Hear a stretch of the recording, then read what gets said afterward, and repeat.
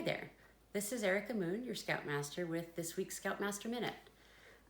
This week I want to talk about the value from the Scout Oath and Law about obedience and why it's important for us to really comply with the stay-at-home orders that are out right now. So I know with the quarantine starting to go on for longer, it is really tempting to look for loopholes in the stay-at-home orders and to find excuses to see our friends and our loved ones, in some way, shape, or form that really, is maybe not in the letter of the law, but is in the spirit of the law or something along those lines. But it's important not to do those things, right? And I know we're all seeing in the news these stories about lots of unfortunately younger people congregating at Zilker Park in Barton Springs.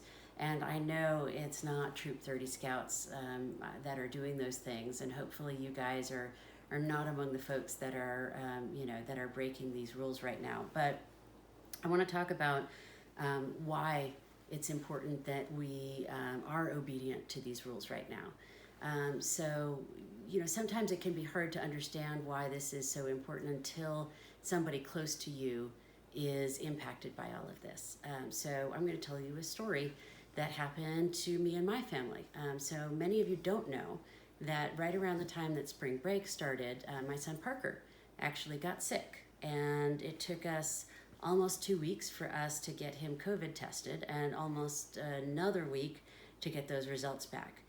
During that time, we didn't know whether he was positive or negative, and it was a very scary time for us.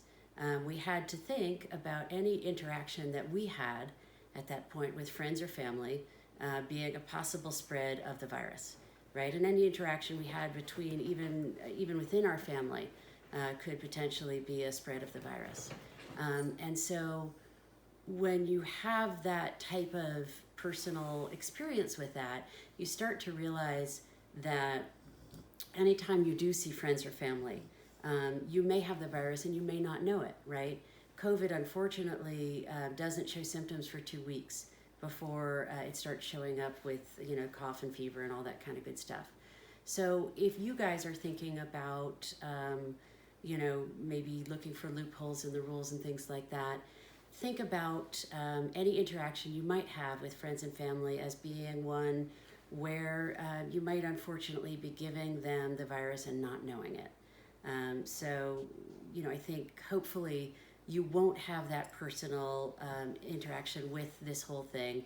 We won't have the virus be as bad here as it is in places like New York City, and we'll escape the worst of all of it.